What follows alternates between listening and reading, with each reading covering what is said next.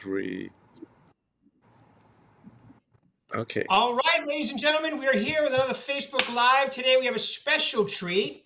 One of the original founders of this company, Mr. Jack Woodcock. Jack, welcome to the show.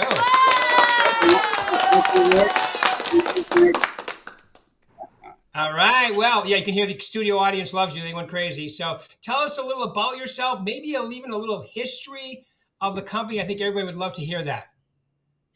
Well, it started many years ago, about 80 years ago in North Carolina, a little small town. And I left, I graduated from high school, went into the military, and I spent my last year of my military career out at Nellis Air Force Base. So that's how I arrived.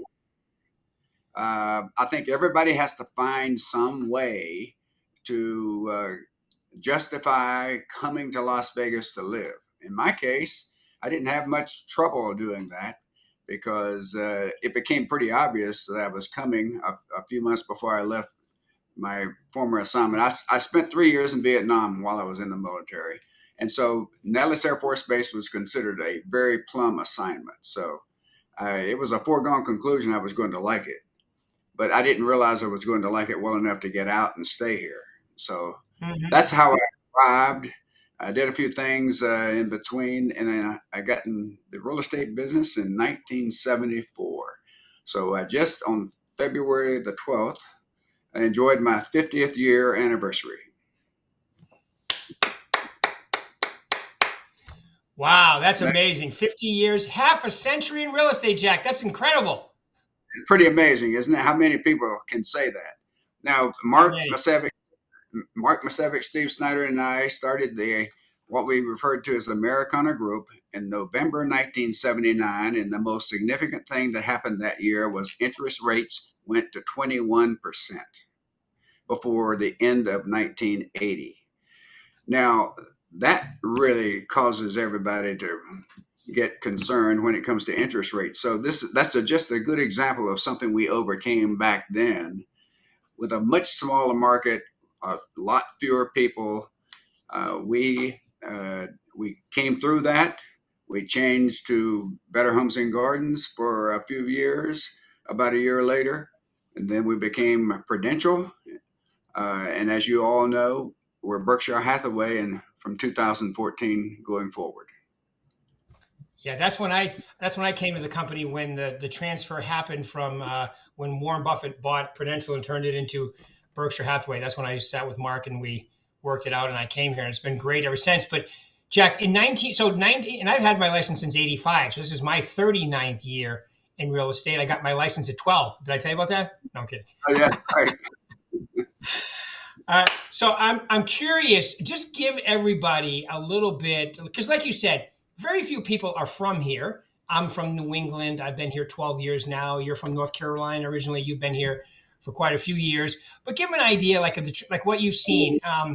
What was it like when you started in real estate? About what was the population versus now? I mean, we know now it's like 2.5 million, but what was it back then? In 1971, when I arrived, we had 220,000 people in the metropolitan area. And so, yes, we have now 2.5, 2.6. Right. Just imagine what your inventory was like. We didn't have very many real estate agents. In fact, within the first 2 years, our company had a 28% market share. That is unheard of, a 28% market share. And that's one of the things that if you ever talk to Mark Masevic, bless his heart, he had an accident.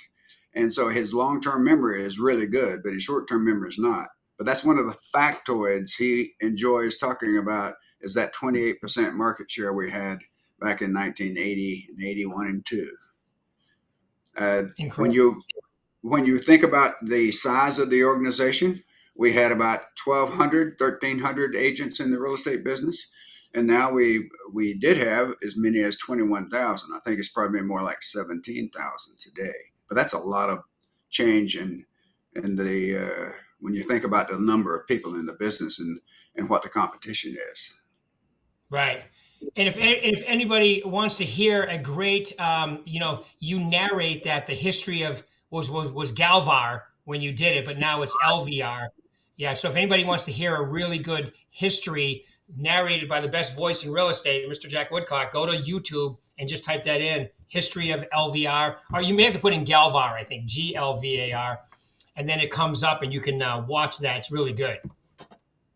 Well, we tried to cover a lot of detail about the history of about how we have evolved and some of the things that we've been able to provide to other organizations around the country. As you might know, I've been involved with the state, local, and the national association for all these years, and so a lot of the things that we do here are done first in the real estate business.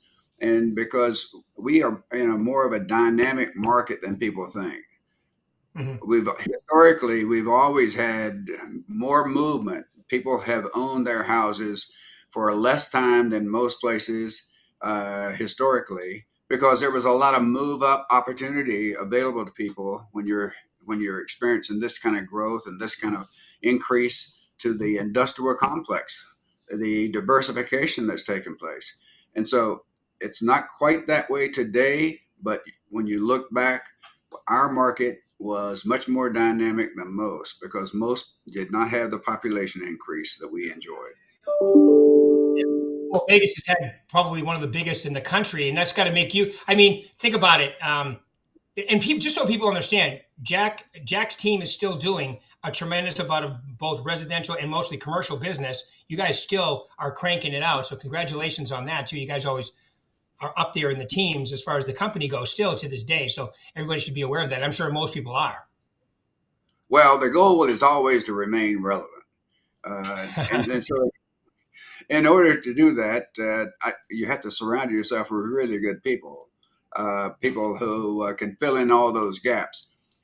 I often say I'm not as new as I once was. I've had my 80th birthday, so I have to tell you, when you have a birthday like that, it starts to get your attention. So you have to start transitioning, but you always want to retain relevancy, and I think that's the goal that everyone wants as they see themselves in this business over a long period of time. Yeah, that's for sure. So over the course, and I'm sure, and this isn't one of the questions that we sent you, but I just feel I need to ask it.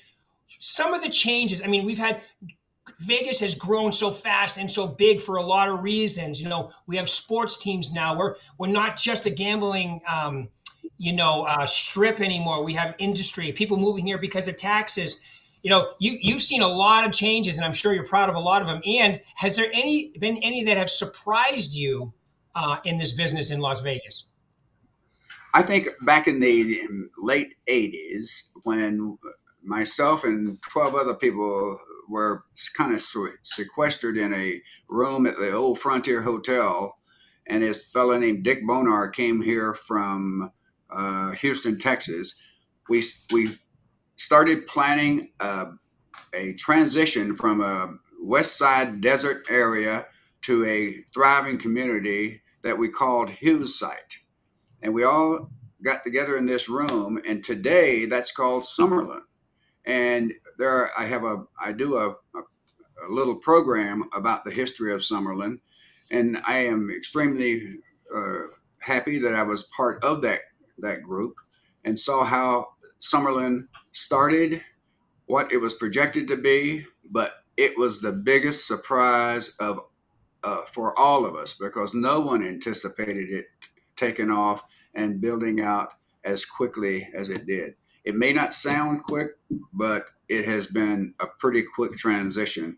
It's a 21,500 acre parcel of land that Howard Hughes had, and it was an amazing accomplishment in my mind, and one that surprised us all. Wow, that's amazing. I didn't know that. I didn't know you were part of the initial phase of that. And I live in Summerlin, so thank you very much. You're welcome. I still have the old manual. It's called Hughes Site, Husite, and that was the name we used for planning. And then it turned into Summerlin a couple of years later because that was Howard Hughes' grandmother's name. I heard that. I heard that was his grandmother's name.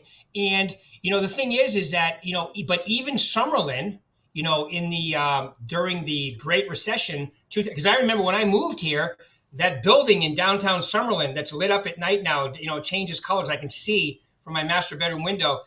That was a steel frame for years. So it got kind of stopped about midway through, or even probably further. And then after, the speed at which it was finished and how it looks now is pretty incredible, no doubt.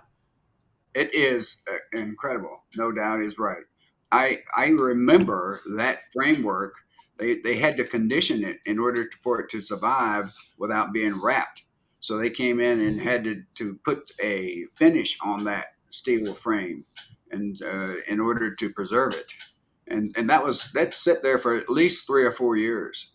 Yeah, no, I remember that. And then one day, all of a sudden, downtown Summerlin was done in like a record time, and now we got the ballpark there, and we got another ballpark coming. It's pretty incredible what's going on in this town. This town is pretty amazing place to live.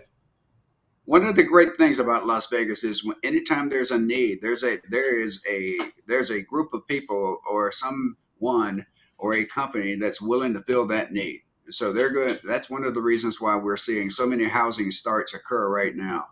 But the need is there, and we've got a shortage of inventory right now. But look at most of the major builders; they're building now way past sales, so they're going to have inventory coming up before too long. This shortage of I know. inventory time that we're in right now is not going to last, in our opinion. Yeah.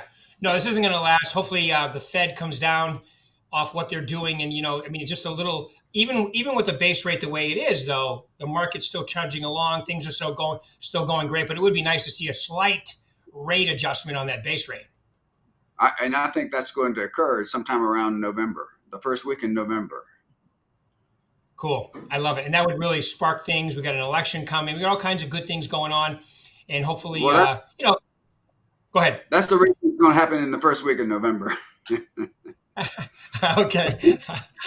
Good. I love it. I love it. Yeah. Well, like people, let's face it. I mean, we're all basically small business owners. That's what we are. So Yeah. everybody votes for their industry, which I'm sure you do the same as I do the same as well.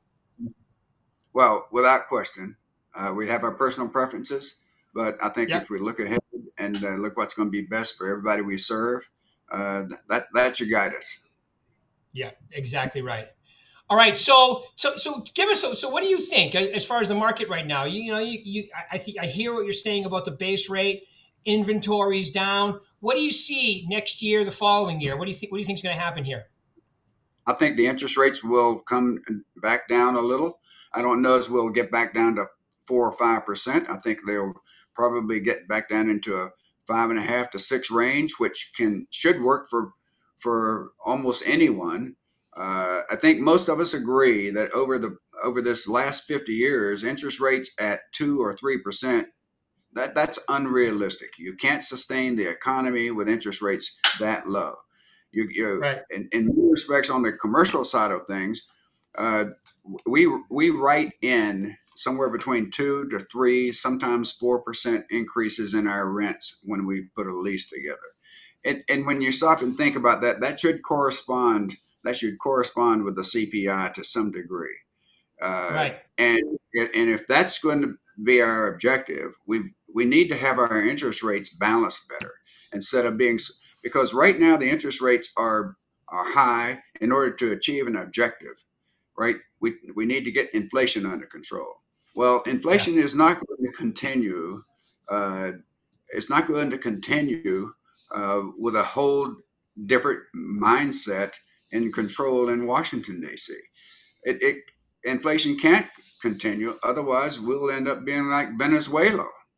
And so it's going to occur.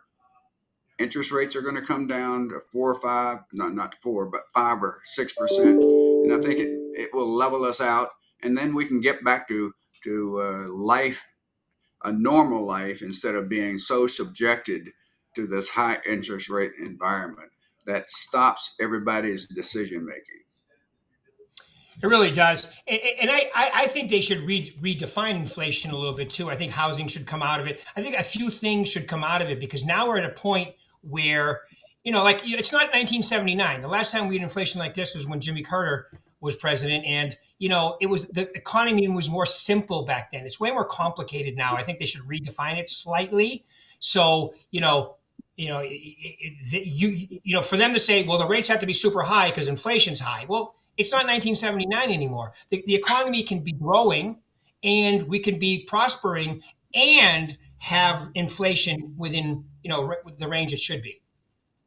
Well, everything's instantaneous today. 1979, it took 3 days for something to happen in Washington, D.C. to get out to Nevada. Right. But every single thing we deal with is in our smartphone in our hand. And so with that kind of instantaneous access to information, things move much quicker.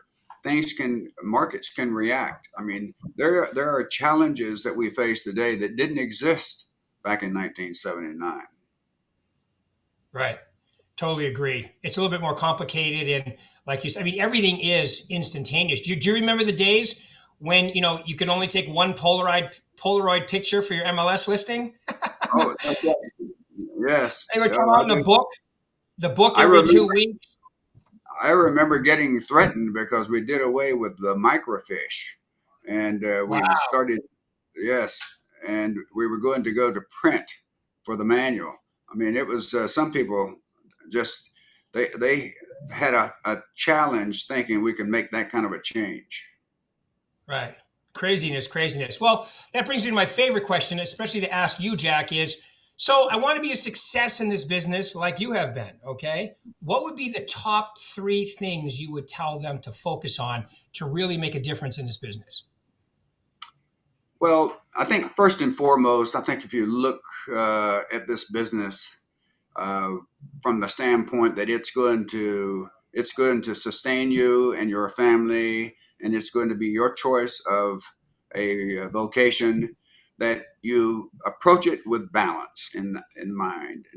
Try not to just be the workaholic, the person that spends 12 hours a day, 7 days a week in the office, without that balance that's so critical that carries you throughout the rest of your life.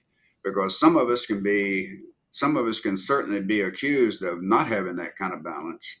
And I certainly feel that way to a great degree.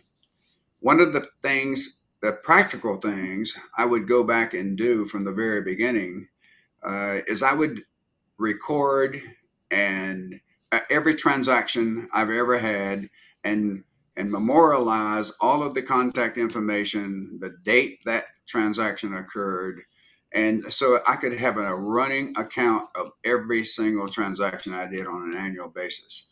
And so that could be so helpful today in creating that proverbial drip campaign to remain in contact and to continue to be there when people make the next real estate decision they're going to make. Over the years, I've not been really good at that. And so as the market expanded, the people I dealt with were influenced by lots of other people, and primarily because I wasn't doing my job well, I wasn't remaining in contact with them. And so that's one of the primary things I would do. And early on, I could have easily made a better decision in which part of the real estate business I might pursue long term. As most in the company know, I do primarily commercial.